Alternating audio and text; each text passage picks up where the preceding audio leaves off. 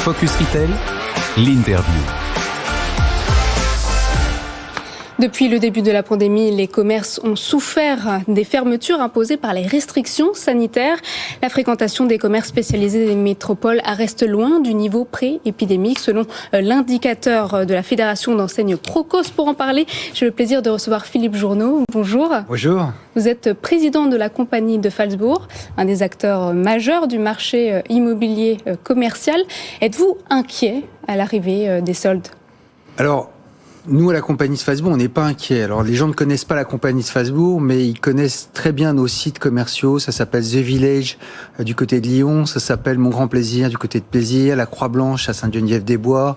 L'Atoll à Angers. Waves à Metz, etc., etc. Donc, on est une entreprise B2B. Et nous avons eu la bonne idée, il y a une dizaine d'années, d'avoir une stratégie qui était fixée autour de 4 axes. Une architecture exceptionnelle, une écologie exceptionnelle, un bien-être pour les gens, pour les consommateurs et les gens qui se baladent exceptionnels. On voit quelques photos derrière. Et enfin, un digital exceptionnel. Et la concordance de cela fait que notre entreprise a très très bien passé cette période difficile, parce qu'en particulier, la plupart de nos grands sites sont à ciel ouvert, avec beaucoup d'entertainment. Donc, ce sont des lieux de vie, des vrais lieux de vie. Une fois que l'on a dit ça, le commerce n'est pas, je dirais, un monolithe. Vous avez différentes situations. Vous avez des méga-sites près de lieux de bureau comme la Défense, où c'est quand même plus compliqué à cause du télétravail. Vous avez des petites galeries sur lesquelles les investisseurs n'ont pas investi, et nous avons fait partie de ceux qui avons plus investi. Donc, du coup, on s'en sort bien. On n'a pas du tout peur de ces soldes. On dit de vous, Philippe, que vous êtes le promoteur immobilier commercial qui va jusqu'au bout de ses rêves. Et à chaque nouveau centre, on se dit, c'est encore plus créatif, encore plus innovant, encore plus. Qu'est-ce qui vous anime? Qu'est-ce qui vous pousse à ça? Ce qui nous anime, c'est une de nos valeurs, c'est l'amour du client. On essaie de faire ce qu'on sait faire de mieux pour le client, le consommateur et l'enseigne au moment où on le fait. Donc, quand il s'agissait de l'enseigne, eh bien, quand il y a eu la crise, on a dit on vous fait pas payer les loyers. Et lorsqu'il s'agit du consommateur, eh bien, on fait. Si vous allez à Madrid, on est allé. Il y a un journaliste qui a dit que c'est l'entertainment au Zénith. On a fait 3 lacs comme au Bellagio à Las Vegas. On a fait une zipline qui passe au-dessus du lac. On a fait plein de jeux pour tout le monde, 50 restaurants, etc., etc. Ce qui nous anime, c'est de plaire aux gens. Les gens ont une vie difficile. Et on veut que, chez nous, ça soit le meilleur moment de leur semaine, pratiquement. C'est ça et justement, vous changez de modèle, il y a moins de boutiques, et plus de loisirs, plus de restaurants. Est-ce que les centres sont de moins en moins commerciaux, finalement ? Non, ils sont de plus en plus pluriels. C'est-à-dire que ce sont des lieux de vie. Raphaël parlait tout à l'heure des gares. Nous avons des centres de soins, nous avons des coworking, nous avons une plage à Madrid qui est notre dernier site. Et donc le prochain site, il y aura une plage. Donc vous voyez, à chaque fois qu'on a une nouvelle idée et que ça marche, eh bien on l'implémente, si vous voulez. Chez nous, ça fait des années que les gens se baladent en navette électrique, ils reprennent plus leur voiture. Ça fait des années qu'il y a plein de jeux gratuits pour les enfants. Ça fait des années qu'il y a des lounges VIP. Et à chaque nouveau site, eh bien, on se dit, qu'est-ce qui a marché, qu'est-ce qui plaît encore aux gens, et on en rajoute. Le dénominateur commun, là, de tous les centres de la compagnie de Phalsbourg, il y a un dénominateur commun, c'est les arbres. C'est quoi l'histoire autour des arbres? C'est l'écologie. C'est-à-dire que nous, on est pour une écologie qui se voit. On considère qu'on ne va pas raconter aux gens je fais un centre commercial écologique parce que j'ai la norme BREEAM very good et excellente. Le client comprend pas ça. En revanche, il comprend quand il voit des arbres fantastiques, il comprend quand il voit des nuées de panneaux photovoltaïques, il comprend quand il voit des éoliennes, et toute la cuisine en fait interne le concerne assez peu. Mais on veut une écologie qui soit visible. Est-ce que vous seriez prêt à investir dans le métaverse ? Oui, bien sûr. Comme tout le monde, nous regardons le métaverse, évidemment. Mais dans le métaverse, c'est comme dans la vraie vie. Il faut qu'il y ait l'expérience. C'est-à-dire que c'est en fait un nouveau continent. C'est un nouveau continent, mais il faut que l'expérience soit sympa. Ce que je vois souvent dans les photos de métaverse, je vois des avatars pas très jolis. On est très éloigné des jeux vidéo de mes enfants. Donc il faut que ça soit une vraie expérience qui soit canon. Et si l'expérience est canon, eh bien évidemment, ça vaut la peine. Si elle n'est pas canon, vous verrez que ça ne marchera pas. C'est toujours l'exécution qui compte. Est-ce que la compagnie de Phalsbourg a déjà acheter sa part de l'eau et de terrain dans le métaverse? On y pense, en fait. On est en train de regarder. Est-ce qu'on peut avoir des répliques de vos centres commerciaux, par exemple, dans le métaverse? Oui, mais... Oui. Vous y réfléchissez? Oui, réponse oui.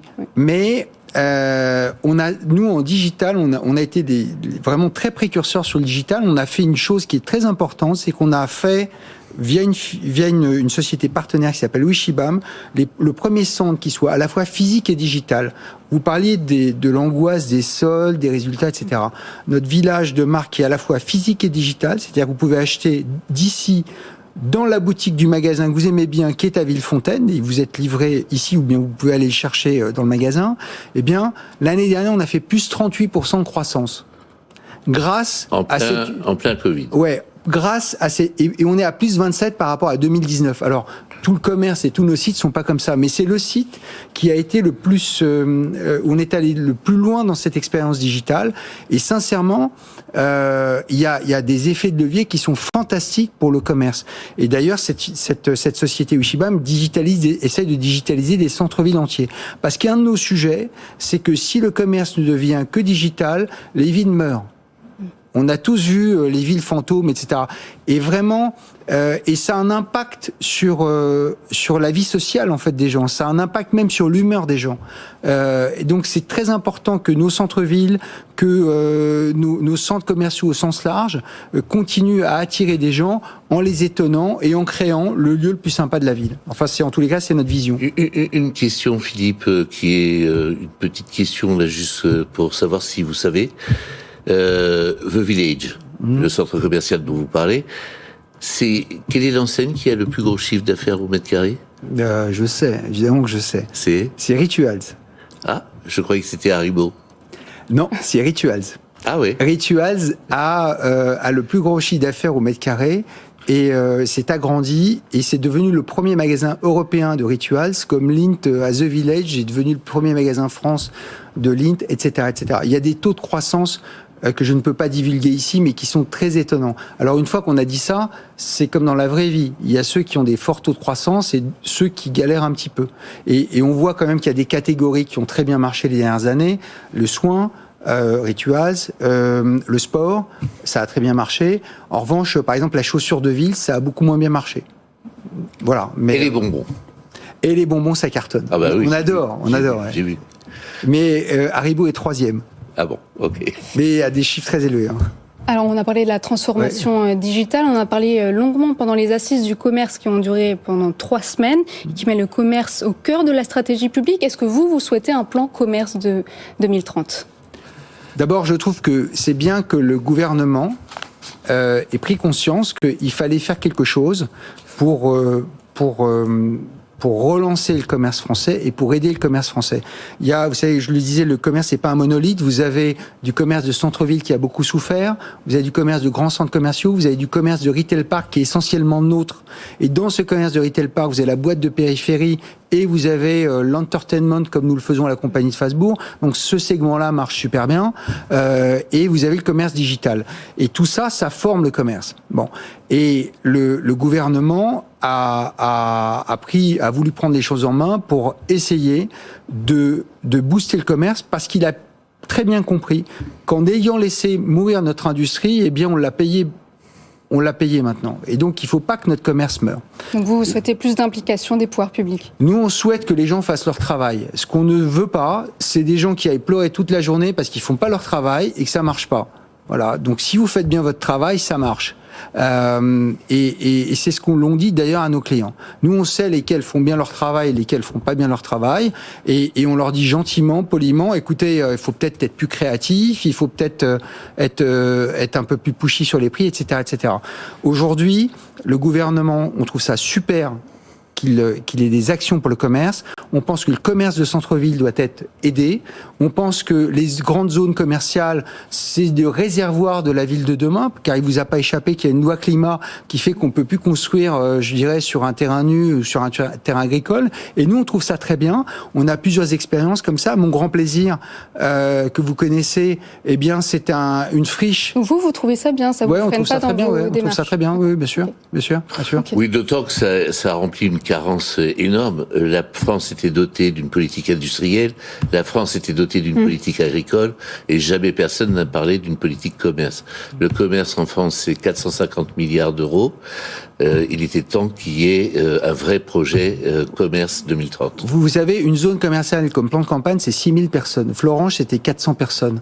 Peugeot-Aulnay, c'était 2500 personnes. Donc c'est des endroits où il y a beaucoup de monde. The Village, c'est 1200 personnes. Donc, vous voyez, ce sont vraiment des endroits où pour l'attractivité des territoires, c'est vraiment important. Ensuite, il y a eu un autre sujet qui était les loyers. Les loyers, les augmentations d'indices, etc., sur lequel le gouvernement... Les représentants des enseignes ont d'ailleurs demandé un moratoire à ce sujet. Oui.